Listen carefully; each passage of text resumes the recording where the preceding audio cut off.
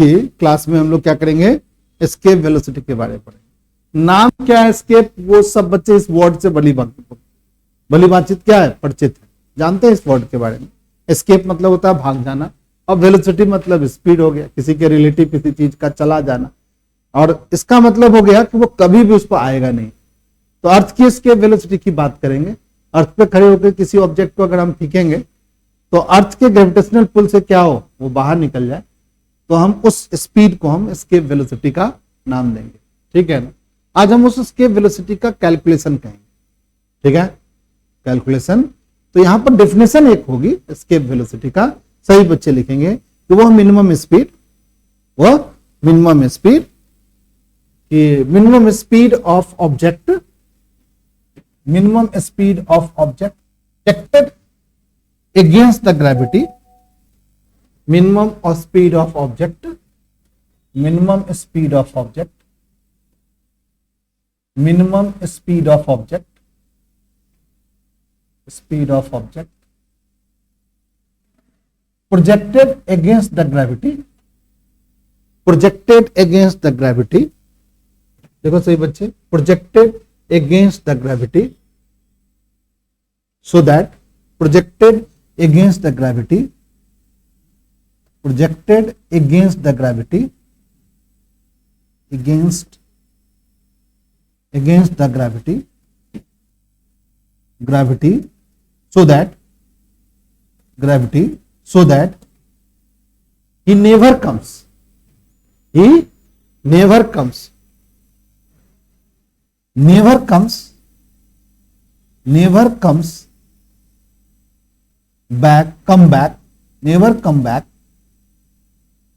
back to earth,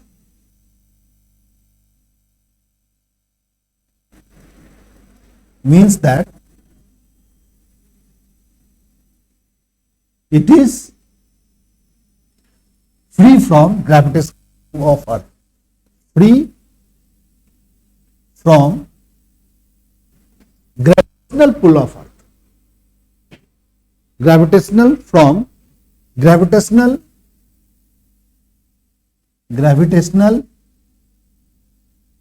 pull of earth, या अर्थ के gravitational pull से क्या हो जाए, बाहर चला जाए, उस मिनिमम स्पीड को क्या बोलेंगे, एस्केप वेलोसिटी बोलेंगे। अगर हम फेंक दें अगेंस्ट द ग्रेविटी तो वो कभी भी अर्थ के ऊपर रिटर्न बैक नहीं, तो उस स्पीड को, अब उस स्पीड को हम कैलकुलेट करना चाहते हैं। सपोज कर लो कोई ऑब्जेक्ट है, कोई हमारा ऑब्जेक्ट है जिसका मास क्या है, m है, और उस मास को अर्थ पे खड़े होकर के हम अर्थ के ग्रेविटी के अगेंस्ट उसको फेंक देना चाह रहे हैं। ठीक है ना, अर्थ के ग्रेविटी के अगेंस्ट उसे हम फेंक देना चाह रहे हैं। तो सपोज कर लिया जाए ये अर्थ है, और इस अर्थ के रेडियस जिसका कितना है भाई, कैपिटल आर है, आप लोग भी हमारे साथ बनाए, और इस ऑब्जेक्ट को लिया और ये m मास का ऑब्जेक्ट था, इसको हमने फेंक दिया, अर्थ के ग्रेविटी के अगेंस्ट फेंक दिया। किस वेलोसिटी से फेंक दिया भाई, v वेलोसिटी से फेंक दिया। तो जैसे जैसे ये ऊपर जाएगा, जैसे जैसे ये ऊपर जाए, सपोज कर लो यहां चला गया ऑब्जेक्ट, ठीक है, अर्थ के सेंटर से मान लिया जाए यहां पर r डिस्टेंस पे चला गया, ठीक है, तो ये धीरे धीरे ऊपर उठेगा। तो यहां पर जब ऑब्जेक्ट को फेंका गया तो मान लिया जाए कि m क्या है, मास ऑफ ऑब्जेक्ट है, मास ऑफ ऑब्जेक्ट है, m क्या है, मास ऑफ ऑब्जेक्ट है, और v क्या हो गया, वेलोसिटी हो गया, वेलोसिटी हो गया by which object is projected, object is projected against the gravity, against the gravitational pull या gravity। तो इस समय ऑब्जेक्ट के पास, जब उसको हम फेंके हैं ऑब्जेक्ट के पास, तो कितनी काइनेटिक एनर्जी होगी, काइनेटिक एनर्जी ऑफ ऑब्जेक्ट क्या होगा, 1/2 mv² होगा काइनेटिक। अब ये काइनेटिक एनर्जी इस ऑब्जेक्ट को धीरे धीरे क्या ले जाएगा, ऊपर ले जाएगा। और हमने सीखा है ऐसा कि कोई ऑब्जेक्ट की काइनेटिक एनर्जी जब यहां पर इस केस में अगर ऊपर ही ऑब्जेक्ट जाएगा, इसकी काइनेटिक एनर्जी धीरे धीरे क्या होगी बताओ, कम होगी। ठीक है, और काइनेटिक एनर्जी कम होगी, एक जगह ऐसा आएगा जहां पर वो काइनेटिक एनर्जी क्या होगी, 100% खत्म हो जाएगा। क्या मतलब होगा कि वो काइनेटिक एनर्जी अब इस बॉडी का पोटेंशियल एनर्जी में क्या हो गया, कन्वर्ट हो। यानी इस सरफेस से बॉडी जो यहां पे था, बताओ ये अर्थ से कितना दूरी पे था भाई, अर्थ के सेंटर से r डिस्टेंस पे, r डिस्टेंस से उठा ये ऑब्जेक्ट, अभी ये ग्रेविटी में पड़ा हुआ था, अर्थ की ग्रेविटी में ऑब्जेक्ट पड़ा हुआ था, ये खींचे हुए था इस अर्थ को कहता है, अर्थ ने इस ऑब्जेक्ट को नीचे की ओर खींच रखा था। अब जब हम फेंके हैं तो ये ऑब्जेक्ट धीरे धीरे ऊपर जा रहा है, कितने डिस्टेंस पे है भाई, r डिस्टेंस पे है। ये धीरे धीरे इतना दूर चला जाएगा कि ये इंफिनिटी पे पहुंच जाएगा। अब इसके ग्रेविटेशनल पुल पे पर्टिकुलर हाइट पर जाने के बाद इसका ग्रेविटेशनल पुल, अर्थ का ग्रेविटेशनल पुल क्या हो गया, खत्म हो गया, और उस पर्टिकुलर हाइट को हम इंफिनिटी का हाइट बोलेंगे, जहां पर अर्थ का ग्रेविटेशनल पुल क्या हो गया बताओ, 0 हो गया। जैसे हम कहते हैं कि कोई भी इंफिनिटी को कैसे डिफाइन करेंगे, हम अपनी आंख के लिए इंफिनिटी को जहां तक हम देख पाते हैं वो हमारी क्या है, फार पॉइंट है, और जिसको हम नहीं देख पाते वो हमारे लिए इंफिनिटी है। क्या, जैसे कोई भी चीज अर्थ का इफेक्ट को जहां तक एक्सपीरियंस करते हैं वो डिस्टेंस क्या है, एक्सपीरियंस डिस्टेंस है, बट जहां पर अर्थ का इफेक्ट हम एक्सपीरियंस नहीं करते हैं तो उस इफेक्ट को, उस जगह को या उस डिस्टेंस को हम इंफिनिटी का डिस्टेंस मानेंगे। अब ये क्या हो गया, ऑब्जेक्ट जो हमारा था वो अर्थ के क्या तक है, इस सरफेस पे था अभी ऑब्जेक्ट, अब इस ऑब्जेक्ट को धीरे धीरे उठा के कहां ले गया बताओ, इंफिनिटी तक ले गया। तो इसको ले जाने में जो एनर्जी यूज हुई वो एनर्जी कौन सा यूज हुआ, काइनेटिक एनर्जी यूज हुई। तो ये काइनेटिक एनर्जी को हम क्या करेंगे, पोटेंशियल एनर्जी के बराबर करेंगे। तो सभी बच्चों को पता है कि यहां से जो हम इन्फिनिटी तक जाएंगे वो वर्क डन अगेंस्ट द क्या हो गया, ग्रेविटेशनल फोर्स, जो कंजर्वेटिव फोर्स है। तो यहां पर हम पोटेंशियल एनर्जी का जो चेंज होगा, सिस्टम के पास यहां पर जब ऑब्जेक्ट है तो इसके पास भी पोटेंशियल एनर्जी होगा, बट ये पोटेंशियल एनर्जी और जो ऑब्जेक्ट इंफिनिटी पर पहुंचा तब की पोटेंशियल एनर्जी का चेंज किसके बराबर होगा, वर्क डन के बराबर होगा। और सिस्टम वर्क क्यों किया, क्योंकि उसके पास काइनेटिक एनर्जी आ गई थी, इसलिए तो सिस्टम वर्क किया। सिस्टम को आपने वेलोसिटी दिया, तो हमने पढ़ा है कि जो सिस्टम के पास काइनेटिक एनर्जी है वो चेंज ऑफ पोटेंशियल एनर्जी के क्या हो जाएगा, यहां पर बराबर कर सकते हैं, क्योंकि ऑब्जेक्ट जो ऊपर गया है वो इस काइनेटिक एनर्जी के कारण गया है, और धीरे धीरे ये काइनेटिक एनर्जी क्या होगी, पोटेंशियल एनर्जी में। तो this kinetic energy sufficient kinetic energy है जो ऑब्जेक्ट को अर्थ के सरफेस से उठा करके कहां तक ले जाएगा, बोलो, इंफिनिटी तक ले जाएगा, यानी beyond the gravitational field of earth तक ले जाने के लिए ये सफिशिएंट है। यहां लिख देंगे कि दिस काइनेटिक एनर्जी, देखो सही बच्चे, this kinetic energy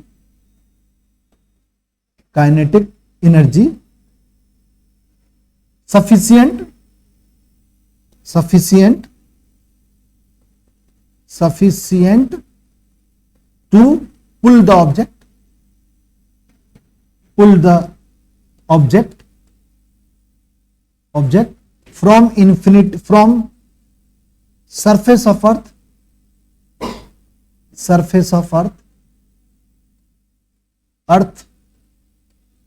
to infinity, surface of earth to infinity।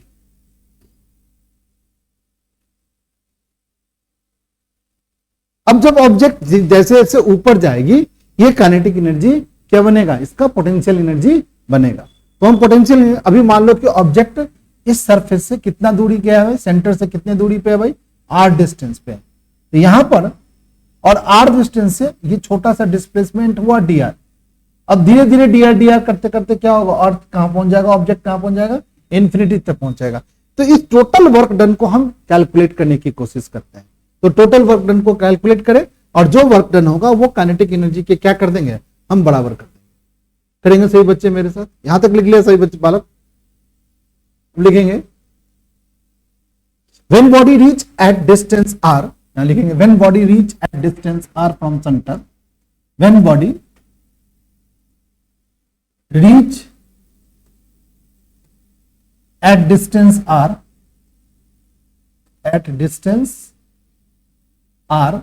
from center of earth, तो उस ऑब्जेक्ट पे कितना फोर्स लगेगा भाई? F बराबर होगा G capital M small m by में आर स्क्वायर।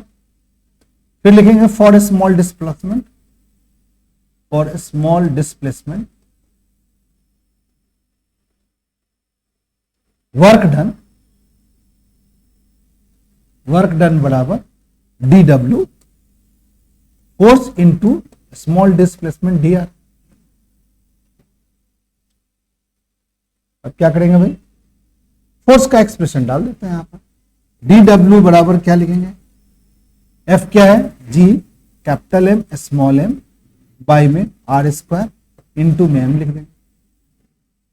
एम नहीं लिखेंगे, डी आर लिखेंगे।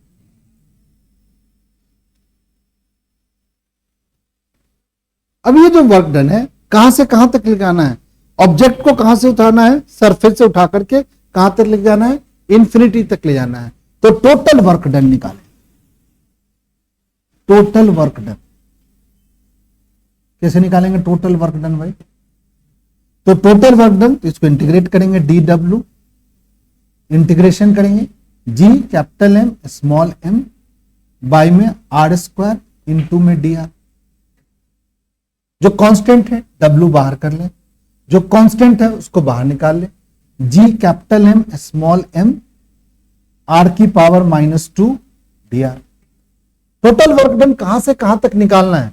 आर की वैल्यू कैपिटल आर से कहां तक? इंफिनिटी तक। यहां भी कैपिटल आर से निकालेंगे भाई, इंफिनिटी तक निकालेंगे।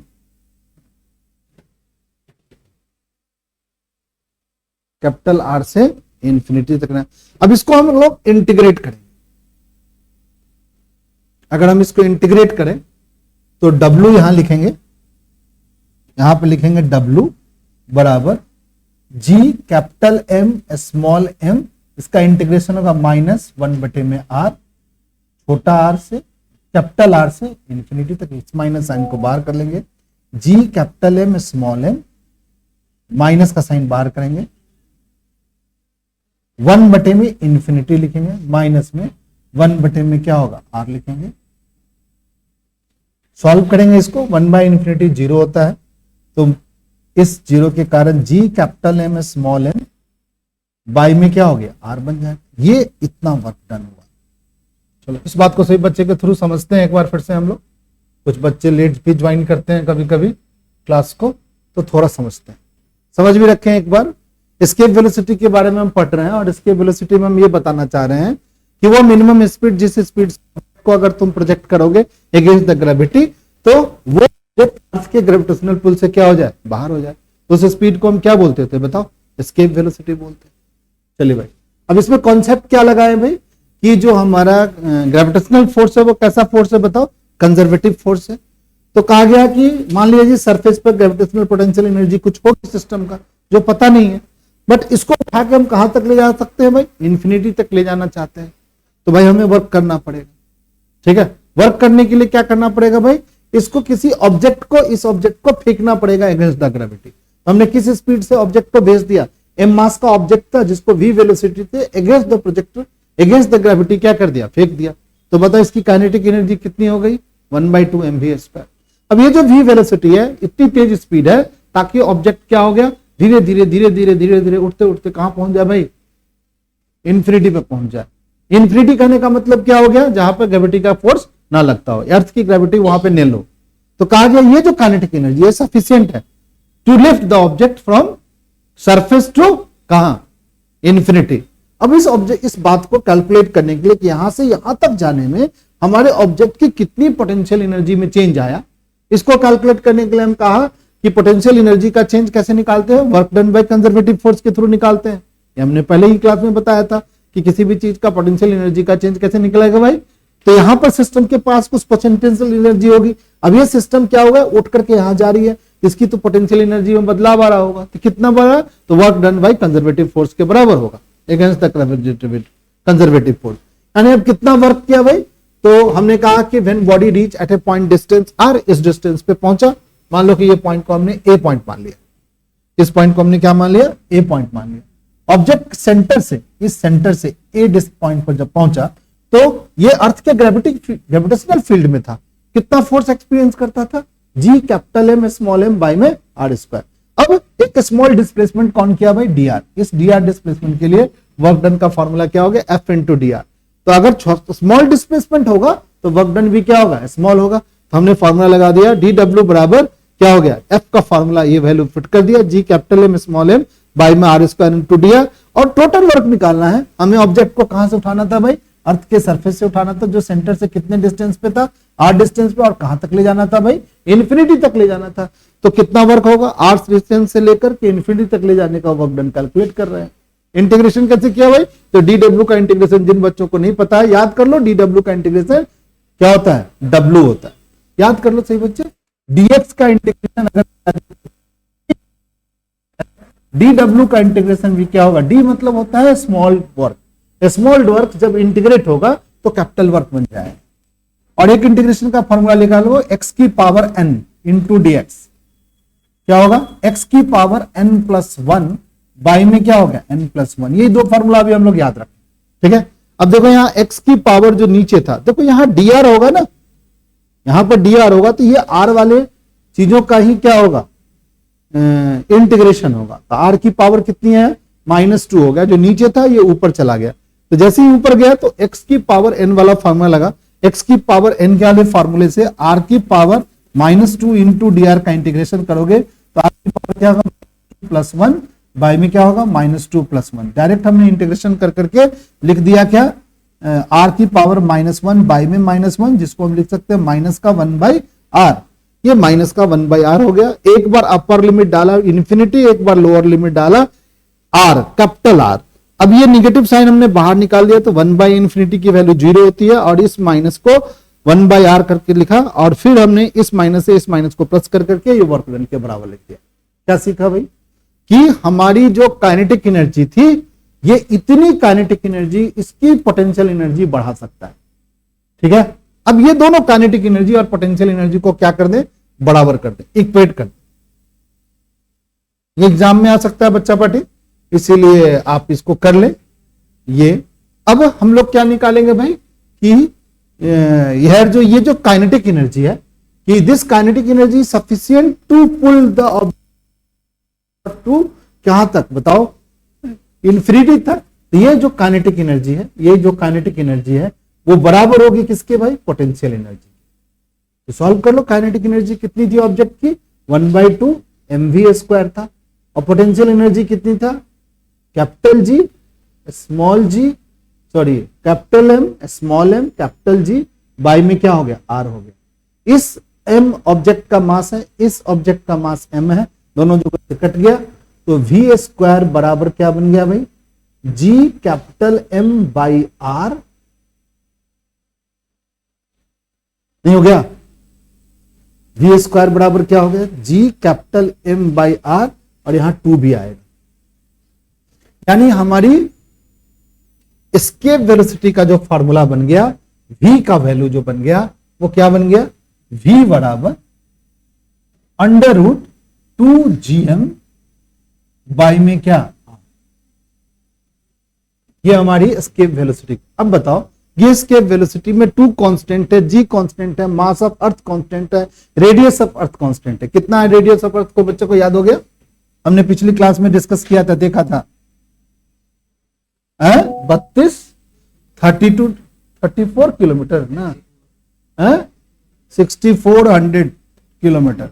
सही है डेटा, सही लिख रहे हैं हम लोग। देखते हैं हमारे दिमाग में ताकत कितनी है, चलिए देख लेते हैं। यहां पर कहीं भी लिखा था हमने डेटा, लिखा था ना, नहीं लिखा था, चलिए मान लेते हैं कि सही लिख दिया इस बार। 64 को कोई आदमी देखेगा, कॉपी अपनी कॉपी, यही था 6400 किलोमीटर दिखाया था मैं शायद, रेडियस ऑफ अर्थ 6400 किलोमीटर। देखो एक बार कॉपी सही बच्चे,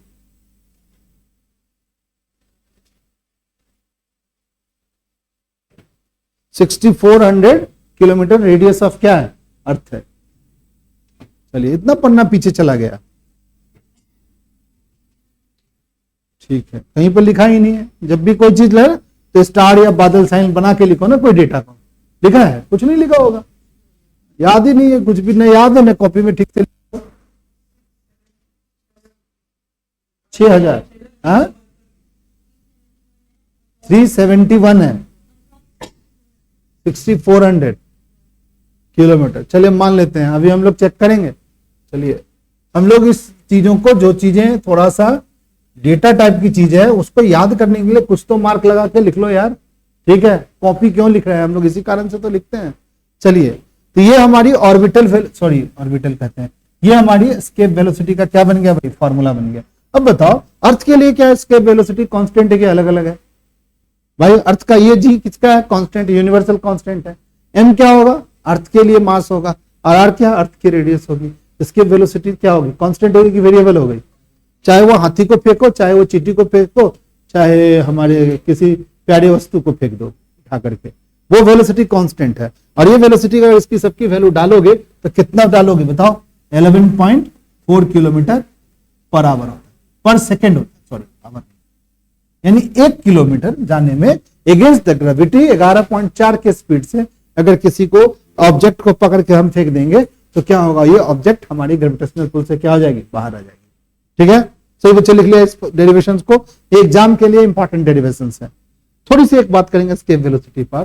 the value of escape does not depends on mass of body. क्या लिखा एस्केप वेलोसिटी का फॉर्मूला, फिर से एक बार सही बच्चे लिखते हैं, जी लिखते हैं, v बराबर जी कैपिटल एम बाई में लिखेंगे आर अंडर रूट। क्या छूट गया हमसे, 2 छूट गया, फिर से लिखेंगे हम 2 जी कैपिटल एम बाई में क्या, आर अंडर रूट।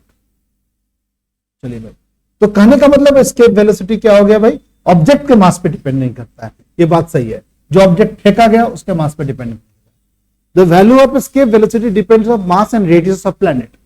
हमारी अर्थ एक प्लैनेट है, उसकी एस्केप वेलोसिटी हमने लिख दिया 11.4 किलोमीटर, या अगर 11.2 भी है, चाहे कि 4 है, ऐसी एनसीईआरटी बुक में डेटा दिया हुआ है, देख ले, कंफर्म कर ले, 11.4 के 2 है। हमारे दिमाग में पता नहीं क्यों आ रहा है 11.2 था, 11.2 था ना। हमारी एस्केप वेलोसिटी अर्थ के लिए 11.2 है, 11.4 नहीं है भाई, वो डेटा हमने गलत कॉम लिख दिया अभी। ठीक है, हमारी एस्केप वेलोसिटी 11 पॉइंट कितनी है, 2 है। कहां लिखा हुआ है बच्चा पार्टी, हाँ 11.2 किलोमीटर है, यूजिंग द वैल्यू ऑफ जी। और जानते हो हमारे मून की एस्केप वेलोसिटी कितनी है, the applied equally well object क्या है, 2.3 किलोमीटर पर सेकेंड। देख लो, मून का मास क्या है, कम है, मून का आर क्या है, कम है, तो उन दोनों का काउंटर एक्शन होने के कारण हमारे मून की एस्केप वेलोसिटी कितनी है। देखो यहां ध्यान से भाई, अरे कहां है, नींद आ रही है आपको, इतना दीवाना कैसे हो गया तू। 2.3 किलोमीटर पर सेकेंड, यह हमारी मून की स्पीड है, और मून के ऊपर एस्केप वेलोसिटी है, और अर्थ के ऊपर एस्केप वेलोसिटी 11.2। तो हम लोग अपने डेटा को अपडेट कर ले, कितना लिख ले भाई, 11.2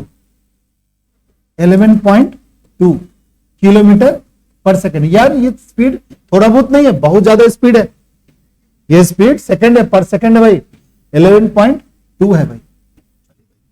समझ गए इतनी बात। चलिए अब क्या हुआ, एक और बात हम लोग समझते हैं कि the value of escape speed depends on mass and radius of planets. ठीक है, अब इस बात को थोड़ा सा चेंज कर देते हैं। एक फार्मूला तुम पढ़े थे, जी का फार्मूला पढ़े थे, कैपिटल नहीं स्मॉल जी का फार्मूला पढ़े थे। क्या पढ़े थे बताओ कोई अच्छा, जीएम बाई आर स्क्वायर, नहीं पढ़ा था। अर्थ के सरफेस पे हमारी छोटे जी की वैल्यू ये होती है, जीएम बाई आर स्क्वायर। इस जीएम बाई आर स्क्वायर से जीएम की वैल्यू निकाल लो, जीएम बराबर क्या होगा, जी आर स्क्वायर, और इस जी आर स्क्वायर की वैल्यू इसमें पुट कर दो, जीएम की वैल्यू, तो क्या लिखोगे, v बराबर 2, जीएम की वैल्यू क्या हो गया, जी आर स्क्वायर, बाय में क्या हो गया भाई, आर, एक आर से एक आर को क्या काट दो, तो v बराबर क्या हो गया, 2 जी आर। अब थोड़ा सा और अच्छे फॉर्म में आ गया, यानी अर्थ का ग्रेविटेशनल एक्सेलरेशन चाहिए और अर्थ की क्या चाहिए, रेडियस चाहिए। ये दो वैल्यू पता होगी और दोनों वैल्यू अर्थ के सरफेस पे हमारी एस्केप वेलोसिटी क्या होगी, कांस्टेंट होगी। बट एक बात सभी बच्चों को पता है, इस पे छोटे मोटे लॉजिकल क्वेश्चन पूछ सकते हैं कि अगर अर्थ के इक्वेटर पर चले जाएं और वहां से ऑब्जेक्ट को प्रोजेक्ट कर दें, ठीक है ना, तो क्या वहां पर एस्केप वेलोसिटी बदलेगी? हाँ सर, अर्थ के इक्वेटर पर जाकर के हमारा जी भी बदल जाता है और हमारा आर भी बदल जाता है।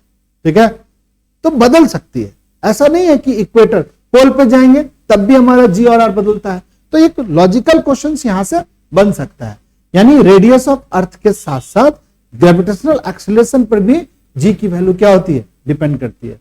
अब मून की बात करते हैं तो मून का ग्रेविटेशनल एक्सीलरेशन क्या है, कम है, तो वहां पर हमारी v की वेलोसिटी क्या हो गई, कम हो गई।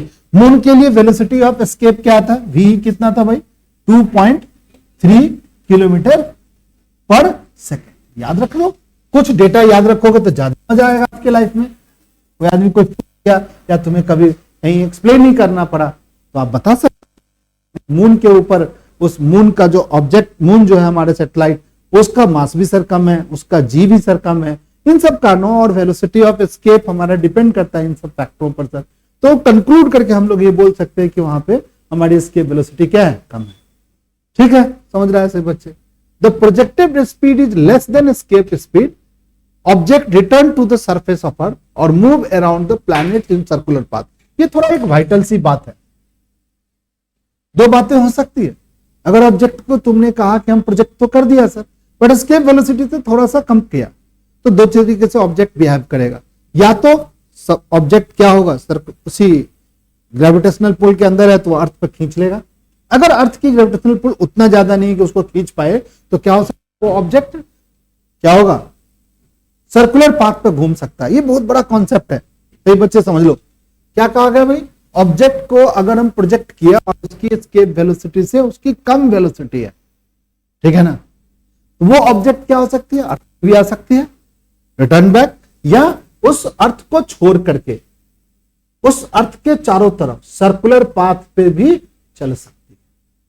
ठीक है, याद रखो, object speed is less than escape speed, object return to the surface of earth और move around the planet in क्या, सर्कुलर पाथ। ठीक है, समझ गए इस बात को। If project object is projected with speed more than escape speed, escape speed से ज्यादा से आपने प्रोजेक्ट कर दिया, तब क्या करेगा भाई, चलो भाई सोच के बताओ कोई बच्चा, कि अगर हम प्रोजेक्शन जो किए वो एस्केप स्पीड ज्यादा स्पीड से आपने प्रोजेक्ट कर दिया, तो कुछ एनर्जी तो खर्च हो गया किसने भाई, उसको ग्रेविटेशनल पुल से अलग करने के लिए। मान लो कि इंफिनिटी तक ऑब्जेक्ट पहुंच गया, अभी उसके पास काइनेटिक एनर्जी बढ़ी हुई है। हमने क्या कहा भाई, तो उस जो बची हुई काइनेटिक एनर्जी होगी, उस काइनेटिक एनर्जी से क्या करेगा, ऑब्जेक्ट मूव करेगा। रॉकेट तो हमारे समझ से ग्रेविटेशनल पुल के अंदर ही दिखती है। क्या कोई भी अर्थ पर चल रही है, अर्थ से हमें दिखाई पड़ रही है, तो नो डाउट वो क्या है, ग्रेविटेशनल पुल के अंदर ही है। हमारा एरोप्लेन है ग्रेविटेशनल पुल के अंदर ही उड़ता है, ऐसा तो नहीं ग्रेविटेशनल। तो ऑब्जेक्ट इज प्रोजेक्टेड, तो क्या होगा भाई, ऑब्जेक्ट के पास कितनी काइनेटिक है, मान लो कि हमारी काइनेटिक एनर्जी ज्यादा हो गई, कितनी हो गई काइनेटिक एनर्जी भाई, तो हमारी काइनेटिक एनर्जी जो एस्केप स्पीड है उससे ज्यादा काइनेटिक एनर्जी है, तो मान लो 1/2 mv²। अब ये एनर्जी कैसे खर्चा होगा भाई, ये एनर्जी दो तरीके से खर्चा करेगा। एक तो हमारी क्या करेगा, इस एनर्जी का कुछ टुकड़ा क्या करेगा भाई, ग्रेविटेशनल पोटेंशियल एनर्जी बढ़ाने में खर्च करेगा। तो कितना होगा, वर्क डन करेगा, -g capital M small m by में क्या हो गया r, ये, और प्लस में उसकी kinetic energy 1/2 mv²। Okay sir, एक v डैश कर दो, एक v डैश कर दो, इसको कर दो ना, ये v डैश कर दो ना, थोड़ा सा समझेंगे इस इक्वेशन को क्या करना। इस इक्वेशन पे आपको न्यूमेरिकल्स भी भाई बनवाएंगे, तो थोड़ा समझते हैं इस बात को से बच्चे। ये एनर्जी कितनी एनर्जी है जो अर्थ पर तुमने ऑब्जेक्ट को दिया, नहीं, ये आपकी एनर्जी जो है, बताओ 1/2 mv² जो एनर्जी है, ये आपकी क्या है, वो एनर्जी जो अर्थ पर आपने प्रोजेक्ट करने का समय लगाया। और हम ये माने कि ये वेलोसिटी क्या है, ज्यादा है किसके, एस्केप वेलोसिटी थे। तो ये वाली एनर्जी कहां खर्च हुई, इतनी माइनस हो गई। क्यों माइनस क्यों किया, क्योंकि ऑब्जेक्ट जो जिस मास, ए वाली m मास जो है ना, अर्थ के ग्रेविटी से जो अटैच था, उतनी एनर्जी क्या हो गई, यूज कर ली अर्थ ने, क्या, ऑब्जेक्ट को ग्रेविटेशनल पुल से निकालने पे। अब जो एनर्जी बच गई उससे हमारी ऑब्जेक्ट क्या होगी, घूमेगी किससे, बोलो, अर्थ के चारों तरफ। बताओ ये एनर्जी कौन सी एनर्जी है, ग्रेविटेशनल पोटेंशियल एनर्जी है। जब अर्थ कहां, ऑब्जेक्ट कहां पहुंच गया, इन्फिनिटी पर पहुंच गया था। तो इतनी पोटेंशियल एनर्जी इसमें से घटा लो, ठीक है, और जो बच गया उस काइनेटिक एनर्जी से ऑब्जेक्ट क्या होगी, घूमेगी कहां, हमारी ग्रेविटेशनल पुल से बाहर निकल के। तो कहा गया if object is projected with A speed more than escape speed, तो भी क्या होगा, एस्केप स्पीड से ज्यादा है, ठीक है। तो क्या हो गया, अगर ये कंडीशन है, ये वाला कंडीशन, एक कंडीशन ये लिखेंगे, सुनो सही बच्चे, नहीं समझे तो पूछ लो, ऐसे लिख देते हैं सही बच्चे, सुनो सही बच्चे। एक थोड़ा सा बात, चलो अभी हमने क्या किया,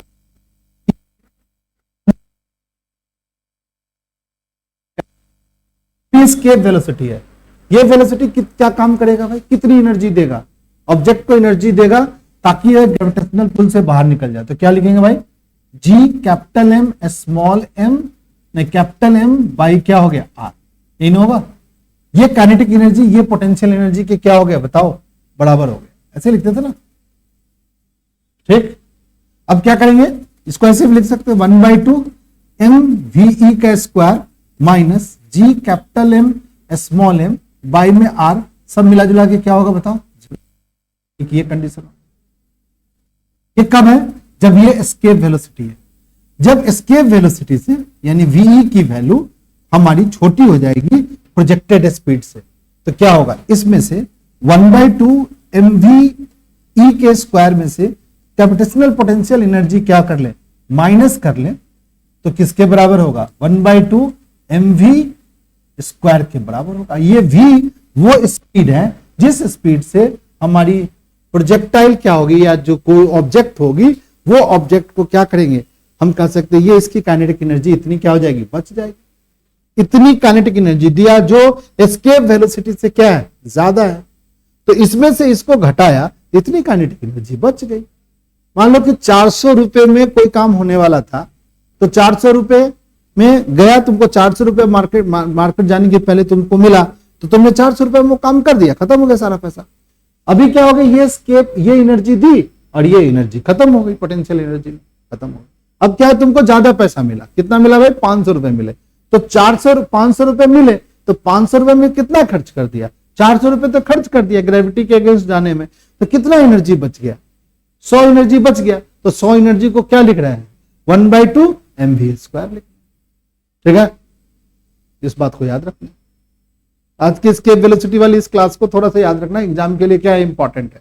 इस पर अभी एक सवाल को न्यूमेरिकल्स को हम समझाने की कोशिश करते हैं, तो ज्यादा थोड़ा सा और भी क्लियर हो जाएगा एस्केप वेलोसिटी, ठीक है।